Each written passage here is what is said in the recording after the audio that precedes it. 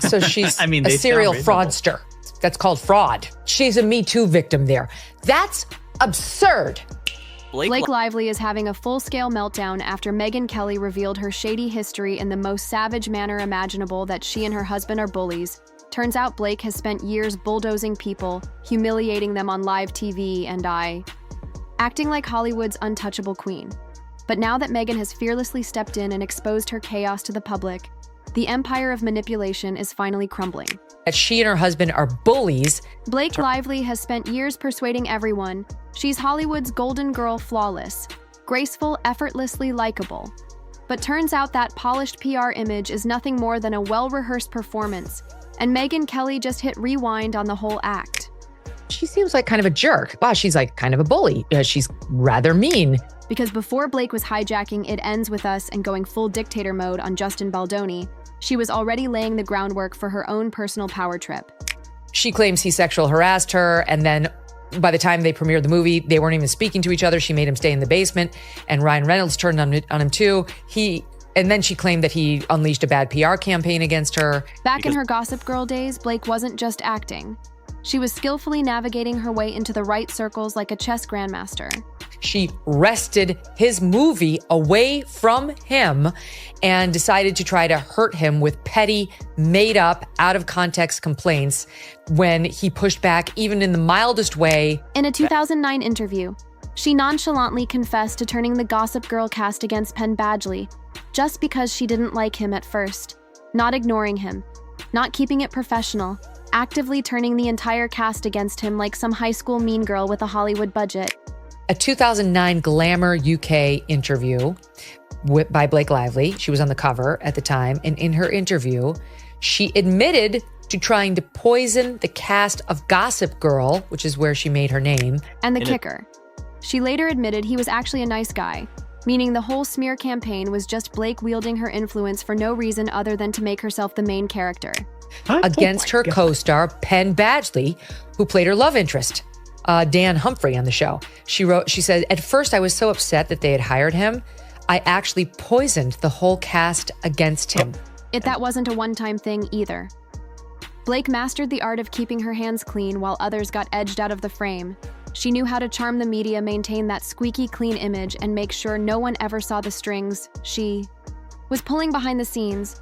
But now that she's in the middle of a Hollywood courtroom circus, there's one thing she didn't plan for. Nobody's coming to her. And she goes on to say, but then they noticed that he wasn't a jerk and was actually a nice, charming person. And almost immediately, I realized it too. But it took me about a week to admit it. Not a single Gossip Girl co-star has stepped up to defend her lawn mere silent Penn Badgley radio. Silence the rest of the cast, acting like she doesn't exist. These were people who worked with her for 6 years. And if anyone wanted to vouch for her character, now would be the time. But the silence is deafening, and it says way more than words ever could.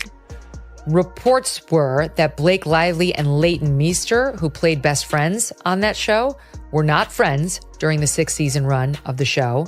Leighton Meester and Penn Badgley and other Gossip Girl co-stars have remained silent in the wake of the Baldoni legal drama. Falling out with Lon Mir is another piece of the puzzle on screen. Serena and Blair were the ultimate best friend duo, but behind the cameras, it was a total disaster. Blake, always obsessed with staying in the spotlight, reportedly got irritated that Leighton was more focused on acting than chasing celebrity status. Neither Meester nor Badgley follow Lively on Instagram. By the time the show ended, they weren't even speaking. And now that Blake's legal drama is front page news, Leighton isn't lifting a finger to defend her, almost like karma's finally cashing in. And this is exactly what Megyn Kelly exposed. Blake's entire career is a cycle of manipulation alliances and playing the victim the moment things don't go her way. It's like, all I do is buy soccer teams that win, sell tequila that people like, or vodka, or whatever it is. And he's like, generally stayed above, and then all of a sudden he is in the dirt with this. Whether it was Penn Badgley, Lon Mir, or now Justin Baldoni, the pattern is always the same. Blake takes control, rewrites the story in her favor, and when the narrative slips out of her hands, she suddenly becomes the misunderstood victim. Blake Lively is caught in old footage, revealing that yes, her secret plan is to always take control of the movies and lie to the directors In 2022, Blake Lively stood on stage at the Forbes Power Women Summit, flashing that effortless charm, delivering what was supposed to be an empowering speech. But instead, she unintentionally revealed her own blueprint for industry domination.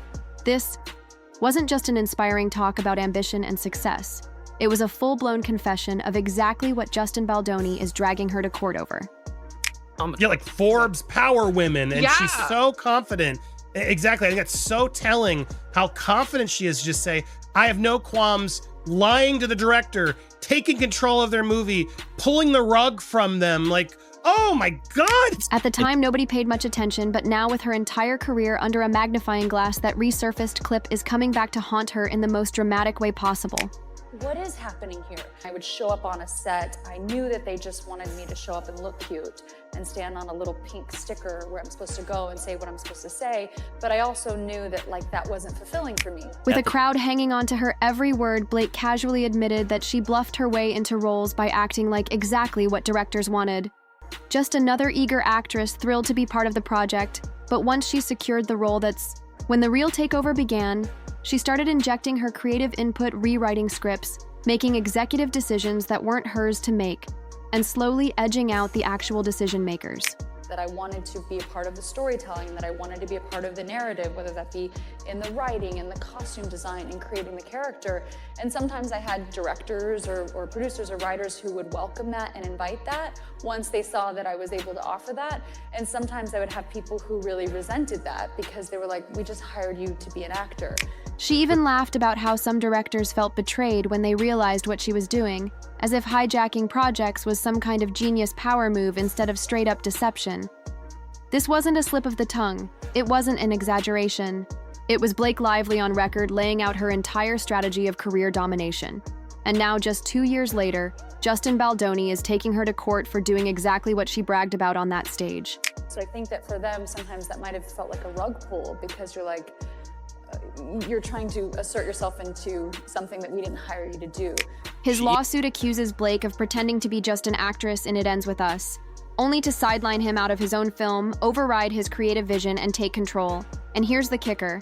Baldoni's production company financed the film secured the rights from Colleen Hoover and spent years developing it. But the second Blake got involved, she did exactly what she admitted to in 2022. She hijacked the whole thing. Because I felt like I don't want to just be an actor. I want to have more authorship. This isn't some isolated incident. This is a pattern. Blake has been honing this gradual takeover tactic for years, starting with small creative suggestions before steamrolling the entire production well. Because I don't think she even realizes what she's admitting. Sometimes they'd let me and sometimes they wouldn't. And then she goes further and says, I would just lie to them in the audition process and make them think I'm just an actress to do what they want. Interview 18. You do exactly what Justin's accusing you of, and for the most part it worked. The directors who resisted were either ignored, outmaneuvered, or quietly pushed aside. She knew exactly how to work the system, get cast, gain trust, make herself indispensable, and then take control. It was a step-by-step formula that had never failed. Well, yeah, that's because that's what you did. You knowingly admitted that's what you do. They want an actress, they hire an actress, they pay you to be an actress. That's your job. But then you do exactly what Justin's accusing you of. Until Justin Baldoni, unlike the big-name directors she had manipulated in the past. Justin wasn't a powerhouse with studio backing. He wasn't a Christopher Nolan or a Denis Villeneuve. No, he was a rising director still proving himself without the industry clout to fight back, and Blake saw an opportunity and And imagine if Justin had just known this, if this clip had gone viral before to avoid this whole mess. I'm just the entitlement of her that she thinks this is okay and proudly displaying us. We're women, so we can just lie and cheat and steal our way into control these big movies. She played nice. At first acted like she was just another team player, but before long she was rewriting scripts, making executive decisions, and treating the film like it was hers. Slowly but surely, Baldoni was being marginalized to the sidelines. Until he was no longer just a director, he was an afterthought. And what it sounds like is that she's not interested in being a part of a team. She just wants to own it all.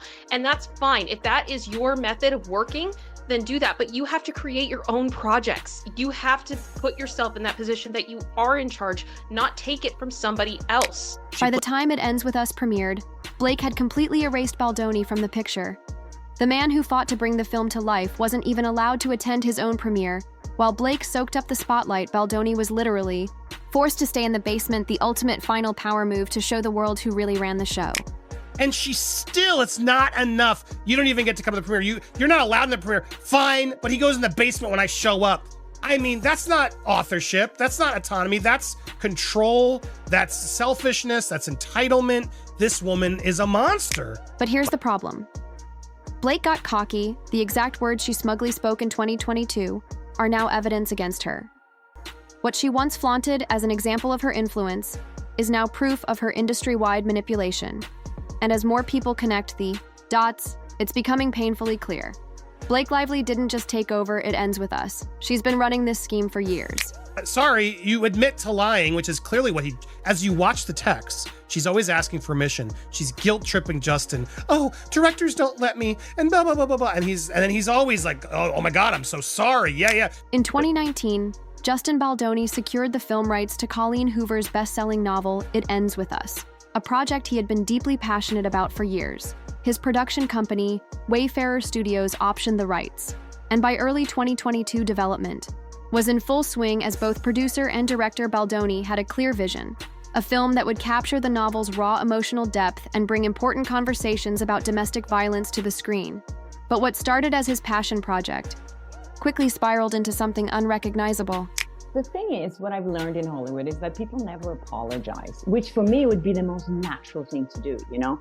You do something, you say something, and then you own up to it. And the best thing and the most rewarding thing in the world is to actually apologize to someone. In April 2023, Blake Lively was announced as the lead set to play Lily Bloom on paper. It looked like a win, an A-list actress attached to a beloved book with a dedicated fan base. But behind the scenes, Blake wasn't just signing on as an actress. She was plotting her move to seize control. She took control. That's why A-list producers brought in. That's when suddenly, oh crap, this movie's not just we need more time. This movie could actually be something. All because of Justin. Interview 25 production sources claim that almost immediately after being cast, Blake began demanding changes to the script, not small tweaks, not minor adjustments. Full-scale rewrites that were neither approved by Baldoni nor the original creative team. She allegedly argued that certain scenes needed to be altered to fit her vision of Lily, but over time it became clear that this wasn't about collaboration. It was about domination. I fully believe she saw Mark and she was stepping over him and knew he was easily manipulative. She would have full control of this movie. And I further believe, as in post, because of Justin's cut and a lot of stuff that happened, she realized they had a hit on their hands. By mid-2023, Blake's influence had grown beyond just the script. Insiders reported that she began overriding directorial decisions, leaving Baldoni blindsided. He had signed on to work with her as an actor, but instead, he found himself being sidelined. Out of key creative discussions, her power move didn't stop there.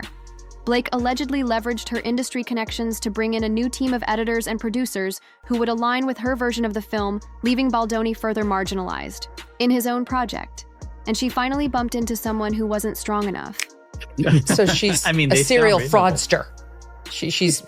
That's called fraud. When you pretend you want to do the one thing and you'll do the thing they're hiring you for, but all along you have secret plans to do something very, very different that's above your pay grade. By late 2023, she was demanding final cut approval, a privilege that traditionally belongs to either the director or the studio. Baldoni, despite being the one who optioned the rights, financed the project and built the film from the ground up, was rapidly losing his grip. Even studio executives were reportedly caught off guard by just how much influence Blake had managed to secure behind the scenes. And she finally bumped into someone who was weak enough and not famous enough to stop her, right? This Justin Baldoni, most people had never even heard of him. Firstly, I suppose we should start with the fact that none of this has been tried in court. I believe the court date is set to be, like a year from now, like next March or something like that. Fans noticed that Hoover had erased every mention of Blake from her social media. No posts, no tweets, no interviews. It was like she had never even been associated with her. The woman whose book Blake fought so hard to take control of had quietly scrubbed her from existence. And after this avalanche of evidence, nobody knows how Blake Lively is going to spin her way out of this one. But if you don't want to miss what happens next, hit that subscribe button and stay tuned.